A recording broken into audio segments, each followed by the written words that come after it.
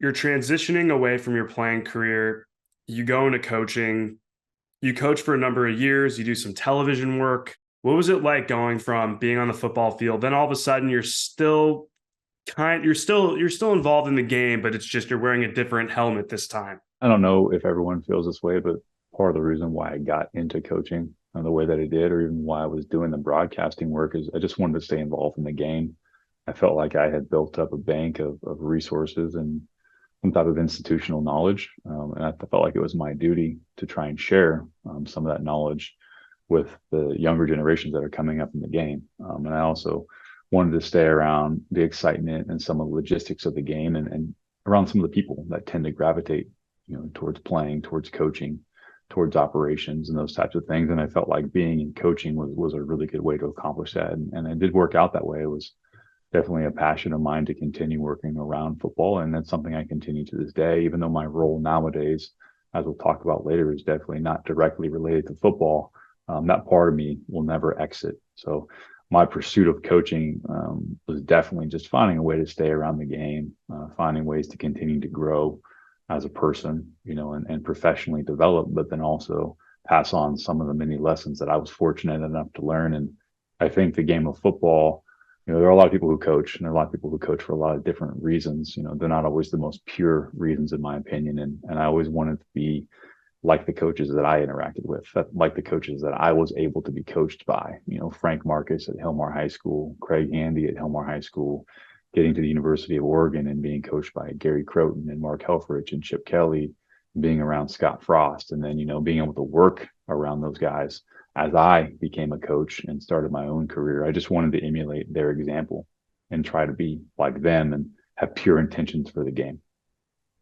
When you were coaching, like I know I'm sure you're going over mechanics, like tons of different concepts, but would you say that one of the main concepts was resiliency and how like you have a plan, right? But that plan doesn't always happen the way that you envisioned it. So like were you able to help out, different guys kind of understand that concept? Yeah. And that's probably one of the main things that I tried to teach, that as well as leadership. We can talk about all day about the mechanics of throwing a three-step drop, and we can talk about the finer points of how to exploit cover three with the four vertical concept, that kind of stuff. But really, anybody can teach that. I can have a YouTube video that can teach you how to teach that. What I tried to bring is something that you can't really get from a YouTube video, and that was, the intangible part of the game, resilience, toughness, right, and then some of those leadership approaches. And part of that was sharing my individual story, but that kind of wears itself thin. A lot of younger athletes nowadays, they're not necessarily interested in hearing about you and your story. They want to hear about themselves and their story, which I totally respect. That's kind of how we are as people and as humans. So my job was always to try and relate it back to them. Like you said earlier in the podcast, be relatable to them. And that was always a goal of mine. I think I accomplished it a number of different times, and I think it had a big impact on some of the student athletes that I was able to work with over the years. But resilience is one of those things that different coaches will give you different answers on whether you can actually simulate it in practice or not. I happen to be a believer that you really can't simulate it in practice per se, but what you can do is you can get a lot of exposure to it in the game. You can train those muscles leading up to the game. And then obviously there's either you did it or you didn't type of situation in the game. And no matter what happens, whether you did it correctly, responded well to adversity, you displayed resilience in that moment, or whether you didn't, either way, it's a teachable moment. And I always tried to harp back on those and make sure that we used those opportunities, because sometimes they're rare and they're few and far between, but making sure that you locate those opportunities, and whether it was positive or negative as far as the outcome is, that no matter what, you learn from it.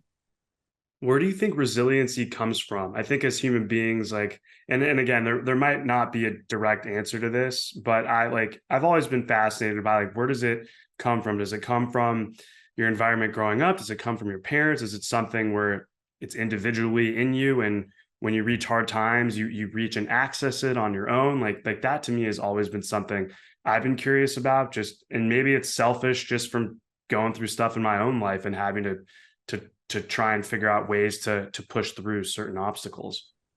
Probably not a solid answer out there. This is something that I do research and try to learn about, the nature versus nurture argument. I think part of it is it's genetically ingrained in who we are. I think for the most part, tough people tend to make other tough people. And I think that's part of it. But there also is an evolution, a growth, and a learning. I think it is a muscle. I think it is a skill. I look at examples like David Goggins, somebody who would probably admit to you, if you follow his story, that he wasn't the toughest, most resilient human on the face of the planet, when he was in his 20s and even into his 30s. But now he might hold that title single handedly. And that's something that he taught himself, he learned over time. So I do think there are plenty of examples of that out there where it's not just a born skill, it is a muscle and something that you can work and improve if you are focused, right? And if you have the intention to do so. And honestly, if you have the right people around you, that's a big part of it too, is having the right influences around you. And that's the reason why I was able to develop that muscle and skill and continue to work on it to this day. And I think there are plenty of examples of people that were taught how to be tougher, how to be more resilient. But it's not immediate results. It takes a long time, and there's going to be a lot of pain and anguish involved with it. Most people don't want to deal with pain and anguish, which I get, I understand. But if you're willing to deal with those types of things, I think it is something you can grow over time.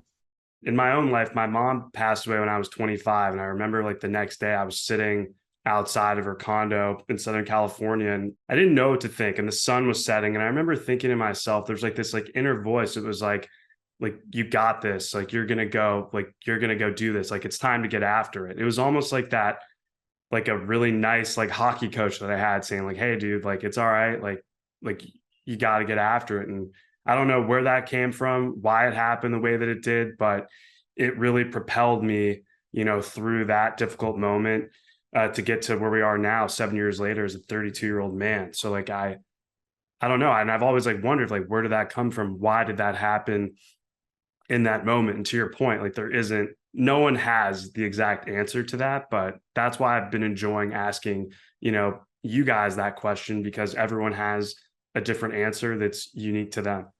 Yeah, and obviously for you, that's obviously sorry about the loss of your mother. That's probably one of the most impactful and toughest situations that a human being can face. I would think is losing someone that is that close to them, and you never really know how you're going to react in the moment. And everyone has different reactions. Not to say one reaction is right and one reaction is wrong, but obviously the way that you reacted in that moment was right for you, and it's probably propelled you to where you are today. And it's a situation that no one wants to go through. You hate the fact that you have to go through it, but it is a muscle, right? And as you getting a rep at experiencing resiliency and coming out on the other side in a positive manner, the situation's not always going to be the prettiest, and yours obviously was not. But for you, it was the right way to move about. And I have a feeling that that's um, a lesson you'll never forget. Yeah, I mean, that's something I appreciate that, dude. It is something for sure. I try to remind myself, even when there's little small things that happen that might be a little annoying, in daily life. But life's crazy, man. Like all those twists and turns, like I never ever thought in a million years like I would want to have these like esoteric philosophical like conversations, but I don't know, again, like certain things have happened in my life. I'm like, wait a second, I want to hear about other people's experiences and how they've been able to push through. And honestly, that's why I wanted to have you on the podcast, because here we are. I remember watching you, in college, and I was I'm not that much younger than you, but I for whatever reason I didn't remember all the injuries. So when I was, preparing for this, and I saw that, I'm like, oh my God, like keep coming back, keep coming back, keep coming back. I'm like, that is just the freaking coolest thing in the world, man. Absolutely, a lot of great experiences, and like I said, it's definitely not an individual thing. I'm not who I am because I was born this way. I'm just a product of my environment, and I was very fortunate and privileged to grow up in the environment that I did, around the people that I did, with the support network that I did, and that's why I'm back in Eugene, because that support network here is just nothing I've never experienced anywhere else on this planet. So I'm very fortunate.